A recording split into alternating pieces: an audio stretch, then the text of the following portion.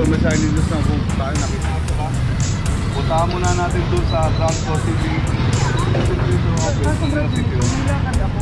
Kaya nga sir eh. Paano ako? Hindi ko Mag-compute po tayo, Okay, ito tinatanggal na yung clamp dito. At ayun, tinitikitan na hindi siya. Di ba pwede nga naman po mag-loading at saka loading? Ito, nag-loading. O pwede mag-unload dyan and unload. Basta sandali lang. Alam mo naman hindi naman yung sabi. na kung saan pwede tayo magparada. Ngayon po, 2023 na, sumunod po tayo sa batas trapiko. Huwag po tayo maging pasaway. Yun lang po, salamat.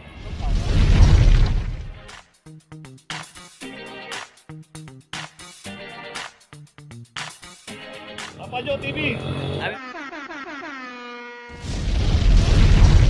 Rosarito Street, dito yung isang Honda City.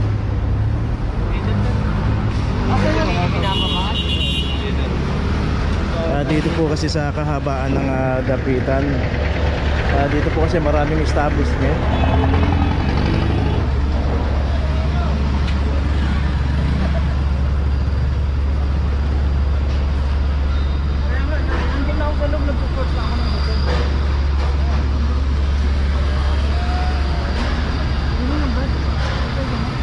Sorry po sir, pero Kasi ano lang naman ako, nagpasirap oo nga sir. Ayun na po ko sir, may signages na kung tayo nakita nito pa. So ito po yung signage, no parking, clamping zone, mabuhay lane. Ayun sir, may mga tao po yung So ganun po yung nangyayari. Pag may pumarada po kasi rito, nagagayahan. Ito sir, Mahiga po ako muna sir ha. Puntahan muna natin doon sa ground floor city. Kaya nga sir eh. Paano ako? Hindi ko Mag-compute po tayo papunta ng city hall. Tapos kung tayo magbayad. Kaya sir, pag magbayad na tayo, may nakamotor na anak. Mag-anak ko niya na inanak.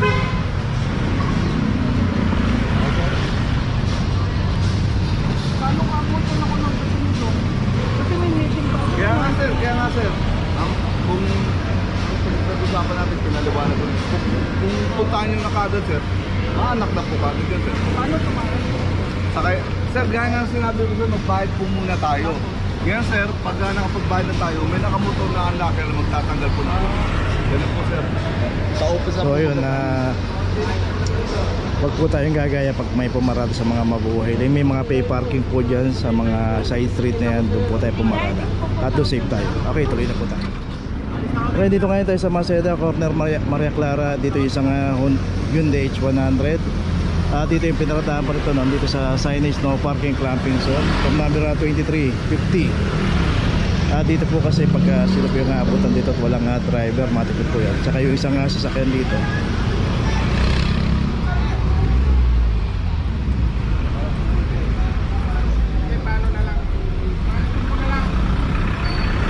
at saka yung isang Toyota Hilux din dito 2327.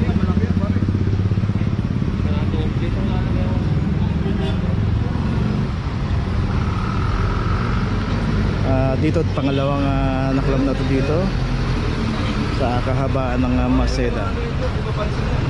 Lalagay mo naman yung pasensya.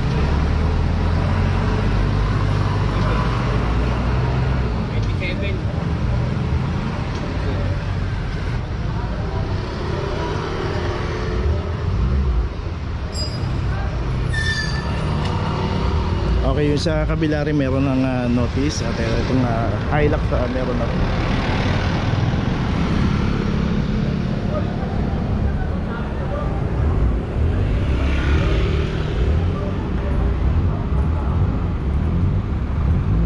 So yung isa kasi nandun pa sa tapat ng signage.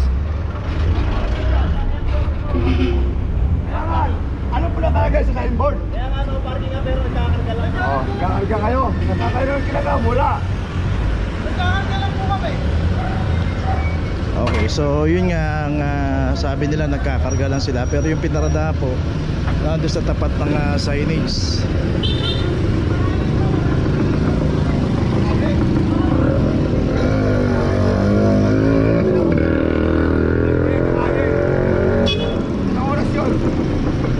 yun po yung sasakyan nila yung nasa signage.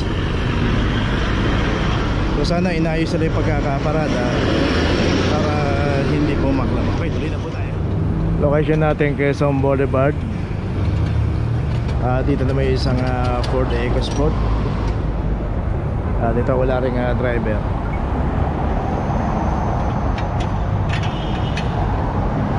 So makikita natin yung underpass na yan papunta ron. Yan na yung papuntang Quiapo. So dito naklab yung isang Ford EcoSport at walang driver, 2367. Dito nga pagka naabutan po tayo ng clamping, walang driver yung ating sasakyan, naka-obstruct sa mga mabuhay lane, matik na po yan.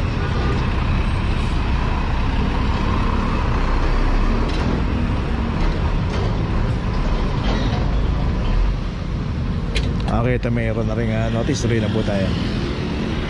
Location natin G2 Street, in between ng Mariano Wilson Street at Masbate Street.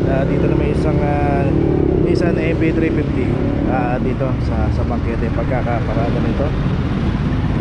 2366.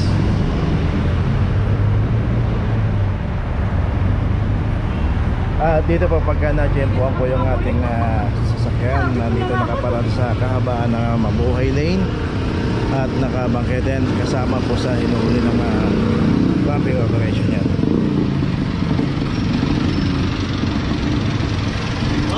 Okay, may notice na rin. Tuloy na po tayo. Location natin Gonzalo Puyat, corner Sales.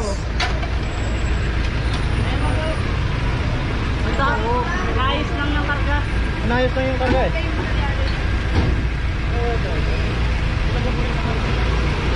Inayos lang yung karga, sir? Binakarga ko lang. Kakarga lang po eh. Inayos lang yung karga eh. Bawal. Andito naman ako. Guys, lang ng karga eh. Kakarga lang ng karga.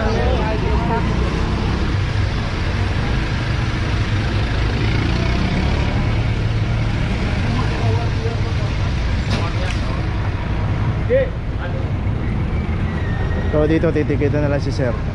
Nandito naman yung driver.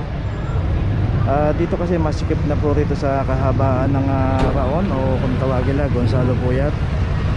Kaya pwede yung magdadrop lang tayo, pero pagka magtatagal lang tayo rito, mag-i-stay tayo, bawal na po. Kaya dito kukuha nila yung lisensya para tikitan, pero ibabalik din po sa kanya. Okay, ito tinatanggal na yung clamp dito at ayun, tinitikitan na yung lisensya. So ganun po yung policy, pagka tinanggal yung clamp, kakibat po niya yung ticket. Di ba pwede nga naman po mag-loading at saka loading. Ito, kung nila nag-loading. Pwede naman. Kakagala sandali, kinuha lang naman. Pwede naman umalis na yung pag ano. Wala ka tayo 5 minutes. Nakahazard eh. Hindi na sir, baka mo pwede. Dati napagbigay ano namin eh. Yung nga ba nga, pagka na-chechempuhan nila, baka naman pwede na sir. Kaano naman, dito lang naman yan. Pwede niya naman ma'am, kung gusto niyo po insisusi na sabi niyo po tungkol po sa barangay. Pwede Hindi niyo naman kahit po. nung nag-ano dito si Mayo, o pwede mag-unload dyan and unload, basta sandali lang. Alam mo naman nung miski naman nung sa, miski pagka mga pulis dito, nag-ronda sila, hindi pag nakita nila nagkakarga, wala namang kaso. Hindi naman naka-permanent part list eh. Baka naman pwedeng ano nila lang. Sandali lang naman, nagkakarga naman, nakita nyo naman may kinakarga, hindi pa yung kahit mga delivery dito. Kaya para ano? Yan ho ang procedure natin sir. Dito po.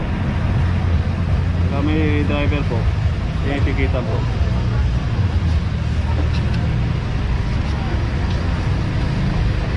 Sir may cellphone ka sir, alam mo na kung paano magbayad. Dito po. Wala po tayo sa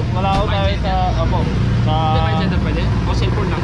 sa online po yan sir, magda-download po tayo ng Go Manila. Pwede ho magre-register ho tayo, magbabayad ho tayo doon. Picture ko lang.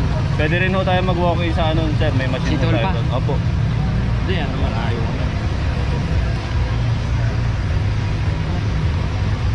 Ito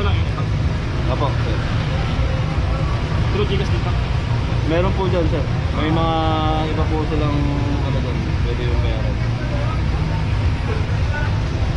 Okay, tuloy na po tayo na ipaliwanag na. Okay, dito na ngayon tayo sa opisina ng clamping sa impounding dito sa Central. Dito na po nagtatapos ang ating vlog. Maraming salamat po sa mga subscriber, sa mga viewers, sa mga napadaan po sa ating channel. Maraming salamat po sa mga suporta nyo. Sa mga hindi pa po nakakapag-subscribe, subscribe na po tayo mga kabayan. Maraming salamat po. Mabuhay!